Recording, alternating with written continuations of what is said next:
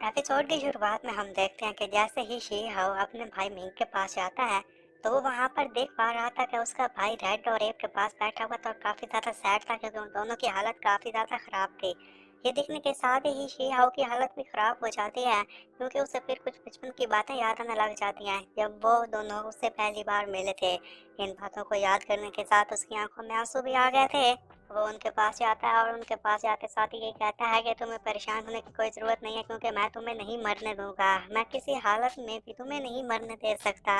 फिर वो चेक करता है कि आखिर इनके साथ हुआ क्या है। जैसे वो चेक करता है वहाँ पर उसे मालूम होता है कि एप और उसके साथ साथ रेड किसी के साथ फाइट कर रहे थे कि तभी वहाँ पर एक जोरदार धमाका होता है और इसकी वजह से इन दोनों की हालत खराब हो गई थी। और उसका भाई इसको लेकर और भी ज्यादा परेशान था तो वो अपने भाई को यही बताने लग गया था कि फिर भी हमारे पास उम्मीद बाकी है तो मैं कोशिश करूंगा कि ये दोनों ठीक हो जाएं।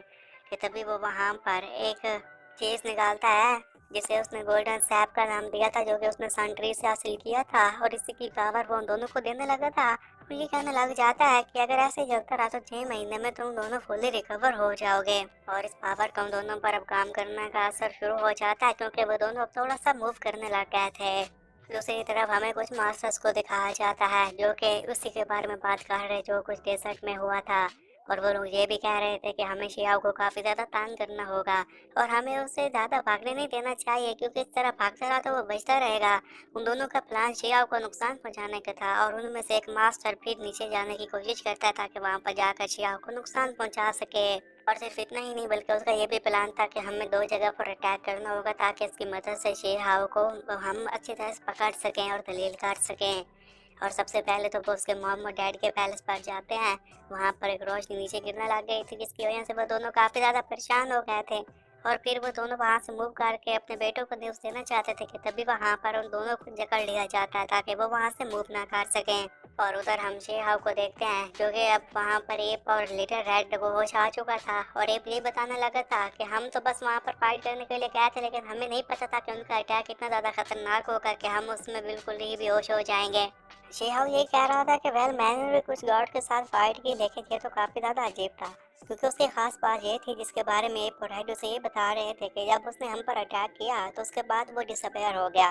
कितना देखने के साथ ही जियाओ ये कहने लग जाता है कि मैं समझ रहा था कि मैं उन्हें आराम से हरा दूंगा लेकिन उसके पास ऐसी पावर है इसका मतलब है कि उसे हराना मेरे लिए मुश्किल होगा। और ऐसा लग रहा है कि उनके साथ फाइट करने में मुझे अपनी जान की बाजी लगाना होगी तभी ही जाकर हम जीत पाएंगे वरना हमारे लिए जीत पाना मुश्किल हो सकता है। और एक उसकी बात सुनने के साथ उसे ये कहता है कि तुम्हें उनके साथ पंगा नहीं लेना चाहिए। तुम कह रहे हो ना कि तुम अपनी जान की बाजी लगा दोगे और उन पर अटैक करोगे लेकिन ये तो खुदकुशी है वो तुम्हें मार सकते हैं। शिहाव का भाई भी उसे ये कह रहा था कि ये दोनों सही कह रहे हैं और डैडी हमें काफी ज्यादा नुकसान हो चुका है और हम और ज्यादा नुकसान को नहीं झेल सकते तो हमें आगे से एहतियात से काम करना होगा अब जाकर उन पर अटैक नहीं करना चाहिए। इस पर शिहाव अपने भाई और लिटिल रेड और एप को यही बता रहा था कि जब तक मैं उनको नहीं मार सकता तो मैं चैन से नहीं बैठने वाला और ना ही मैं मरूंगा।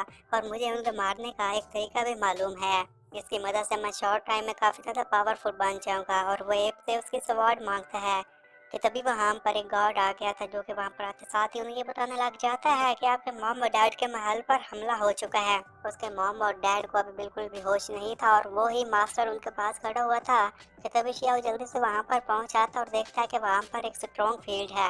और मुझे ये भी जान चुका था कि ये जैंगली और 3 फॉल्स गार्ड से भी काफी ज्यादा स्ट्रॉन्ग है।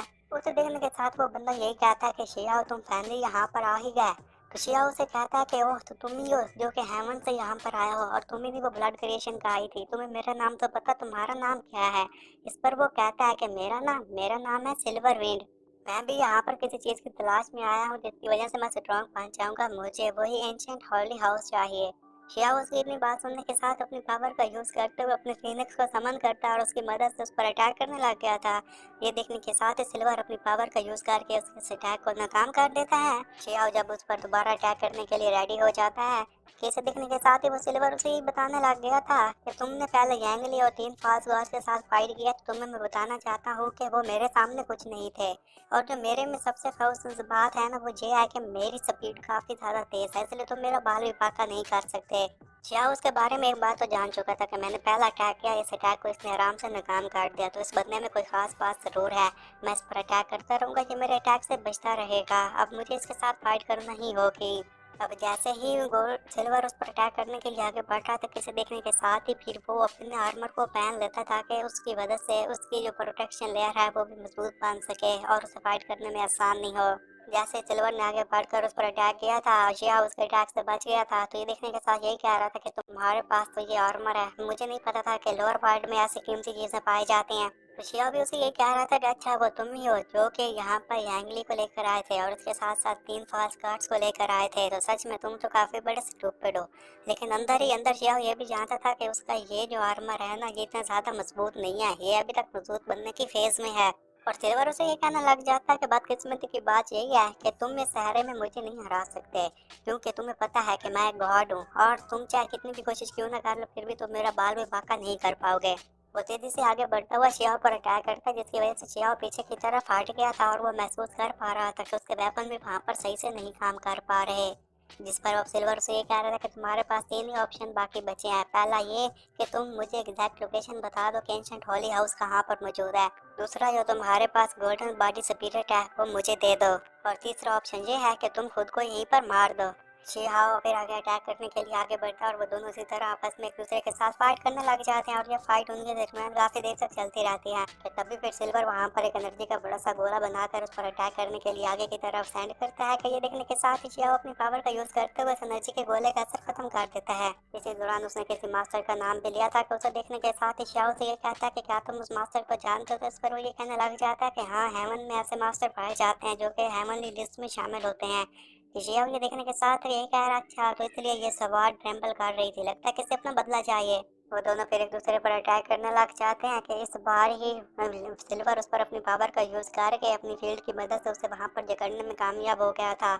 और उसे ये कह रहा था कि जैसे मैंने तुम्हें कहा था कि तुम्हारे पास 3 ऑप्शन है, हाँ एक और ऑप्शन दे सकता हूँ कि इसमें मैं तुम्हें नहीं मारूंगा लेकिन जो चीजें मुझे चाहिए तुम वो मुझे प्रोवाइड करवा दो। फिर तभी वहां पर जिस फील्ड की मदद से उसने उसे जकड़ा हुआ था वो वीक पड़ना शुरू हो जाती है, जिसे देखने के साथ थोड़ा सा शिहाब भी हैरान हो गया था कि आखिर इस फील्ड को क्या हो गया। कि तभी उसमें से फिर उसके एंसेस्टर बाहर आ जाते हैं, उसकी वजह से वो फील्ड बिल्कुल वहां पर खत्म हो गई थी। और वहां पर आते साथ ही उसने सिल्वर पर अटैक करके भी उसे पीछे की तरफ हटा दिया था। कि शिहाब अपने एंसेस्टर को देखकर काफी ज्यादा खुश हो जाता है। जैसे ही सिल्वर शी-हाओ के एंसेस्टर को देखता है तो वो भी काफी ज्यादा हैरान हो जाता है और ये कहने लग जाता है कि तुम्हें तो मैंने पहले ही मार दिया था, तुम भला जिंदा कैसे हो सकते हो। इस पर एंसेस्टर से यही बात है कि तुम लोगों ने मुझे मारा था, ये ऑब्सेशन है जिसकी वजह से मैं जिंदा हूँ, मैं तुम लोगों से रिवेंज लेना चाहता हूँ। उसकी ये बात सुनने के साथ सिल्वर ये कहने लग गया था अच्छा तो ये तुम्हारी ऑब्सेशन है जिसकी वजह से तुम अभी तक जिंदा हो। तुम्हें तो पता है कि अगर हेमनली पावर की बात की जाए तो वो लोग पहले ही तुम्हें ऑलमोस्ट मार चुके थे, अब फिर मैं तुम्हें मार दूंगा। उसकी बात सुनने के साथ एंसेस्टर उसे ये कहता है ओ अच्छा तो तुम तो बहुत ज्यादा बड़ बोल रहे हो, तुम मेरा कुछ भी नहीं बिगाड़ सकते, तुम्हें पता नहीं कि मैं कितना ज्यादा स्ट्रांग हूँ। सिल्वर एंसेस्टर पर अटैक करता है लेकिन इस अटैक का असर एंसेस्टर पर जरा बराबर भी नहीं हुआ था। एंसेस्टर अपनी पावर का यूज करता है और शिहाओ के हाथ में मौजूद सवार को अपने पास खींच लेता है क्योंकि वो सवार उसी की थी। और फिर उसी सवार की पावर का इस्तेमाल करके जैसे एंसेस्टर ने सिल्वर पर अटैक किया था कि सिल्वर के लिए इस अटैक को रोक पाना काफी ज्यादा मुश्किल हो चुका था और वो काफी ज्यादा पीछे हट जाता है। और इतना देखने के साथ ही एंसेस्टर से ये कहता है कि तुम तो एक फाल्स गॉड हो, तुम भला मेरी ऑब्सेशन को कैसे खत्म कर पाओगे। इतना देखने के साथ ही सिल्वर को काफी ज्यादा गुस्सा आ जाता है और वो बार बार आगे बढ़कर एंसेस्टर पर अटैक करने लग गया था। लेकिन एंसेस्टर भी अपनी शक्ल दिखाते हुए बार बार उसके अटैक से बचते रहते हैं। और इतना सब कुछ देखने के साथ ही सिल्वर ये कहता है कि तुमने हमारे हेमनली लोगों की काफी ज्यादा इंसल्ट की है तो उसका बदला मैं तुम्हारी मौत से लूंगा। वो वहां पर फील्ड बनाकर एंसेस्टर को रोकना चाहता था और इसके दौरान ही वहां पर एक पोर्टल ओपन करने की कोशिश करता है ताकि पोर्टल ओपन करके वहां से भाग सके। कि उसकी ये हरकत देखने के साथ ही एंसेस्टर यही कहता है कि मुझे पता है कि हेमनली लोग के कितने ज्यादा बुज़दिल होते हैं और तुम भी यहाँ से भागने की कोशिश कर रहे हो। और इसी के साथ ही वो उसे रोकने के लिए उसकी तरफ आगे बढ़ने लग गया था।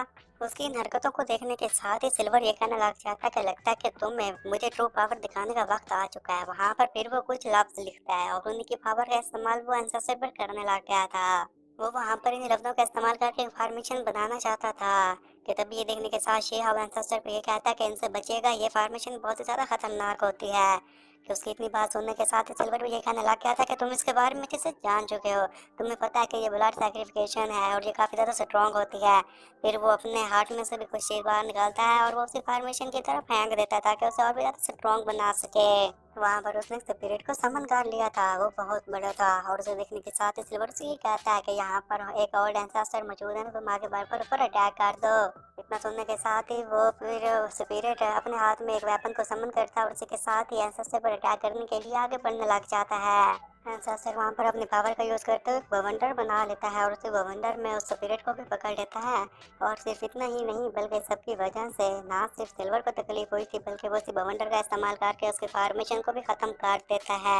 इसकी वजह से सिल्वर काफी ज्यादा वीक पड़ जाता है और एंसेस्टर के पास उसके अटैक करने का एक अच्छा मौका था और इसी के साथ ही वो उस पर अटैक कर देता है, जिसके बाद से ही वहाँ पर सिल्वर डिसअपेयर हो गया था और इसी के साथ ये एपिसोड यहीं पर खत्म हो जाता है।